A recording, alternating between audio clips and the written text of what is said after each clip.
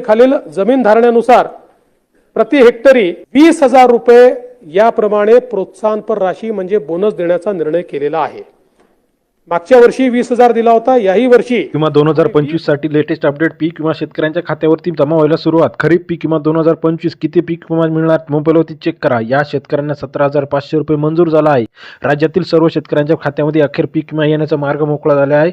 हेक्टरी 18,000 ते 20,000 पर्यंत शेतकऱ्यांना पैसे येण्यास सुरुवात झाली। पीक विमा 2025 चे पैसे आता खात्यावरती दाखवायला जमा झालेले आहे। आपला खाता नंबर टाकून आपण लगेच चेक करू शकता की आपल्या खात्यावरती पैसे आले का नाही। पीक विमा 2025 ची लेटेस्ट अपडेट सरकारने जाहीर केलं आहे। प्रधानमंत्री फसल विमा योजना राज्यातील सर्व जिल्ह्यांचे गावांच्या नुसार याद्या आलेल्या आहे।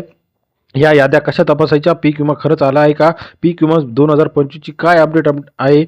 PMFBY प्रधानमंत्री फसल विमा योजना या पोर्टलवरती जाऊन आपण आधार बेस OTP टाकल्यानंतर लगेच आपल्या अकाउंटवरती पैसे आले का नाही हे आपल्याला आता चेक करता येत आहे। 2025 मध्ये आपण जर बघितलं जून, जुलै, ऑगस्ट, सप्टेंबर, ऑक्टोबर, नोव्हेंबर खरीपामध्ये जवळजवळ राज्यातील 32 जिल्ह्यांमध्ये 40 लाख हेक्टर प्रभावित झालेले आहे सरकारी आकडेवारीनुसार। आता याच्यामध्ये जे काही अनुदान आहे ते हेक्टरी 17,500 कमीत कमी तर 40,000 पर्यंत अनुदान सरकारने वाटप सुरू केलं आहे। 15 तारखेपासून याचे पैशाचे मेसेज यायला आता सुरुवात होत आहे। आपल्या खात्यावरती किती रक्कम आलेली आहे, आपल्या खात्यावरती पैसे आले का नाही हे कसं चेक करायचं? PMFBY प्रधानमंत्री फसल विमा योजना या पोर्टलवरती जाऊन आधार बेस OTP टाकायचा आहे आणि त्या ठिकाणी आपल्याला लगेच दिसत आहे की आपल्याला पैसे आले का नाही।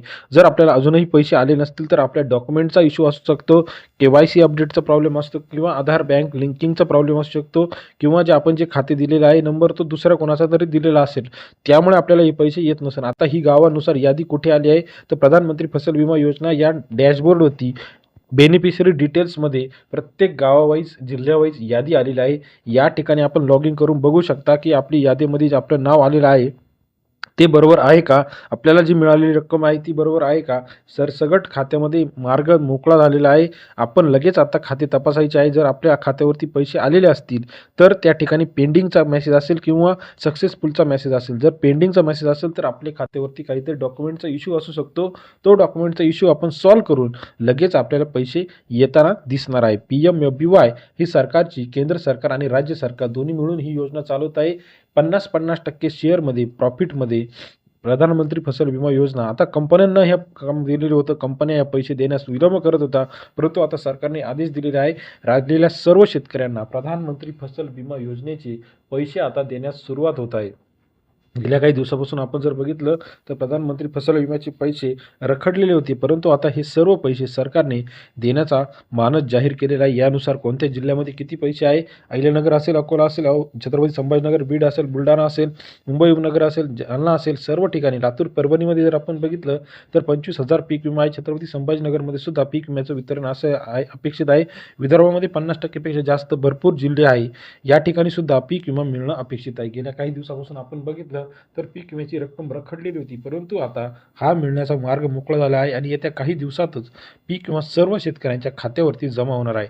आपला पीक विमा अजूनही जमा झालेला नसेल तर पीक विम्या संदर्भात काय अपडेट कुठे चेक करायचं तर प्रधानमंत्री फसल विमा योजना PMFBY.gov.in वरती जाऊन आपण आधार बेस OTP टाकायचा आहे। त्या ठिकाणी आपल्याला खात्याचा नंबर लगेच दिसेल आणि कोणत्या खात्यामध्ये किती पैसे येणार आहे ही सर्व अपडेट आपण त्या ठिकाणी बघू शकता। PMFBY चे KYC अपडेट आपण जर केलेले नसेल तर CSC सेंटरवरती जाऊन KYC अपडेट करायचं आहे, जेणेकरून आपल्याला लवकरात लवकर पैसे येण्याचा मार्ग मोकळा होईल। ही व्हिडिओची अपडेट कशी वाटली कमेंट करून कळवा। अधिक माहितीसाठी बेल आयकॉन प्रेस करायला विसरू नका। धन्यवाद।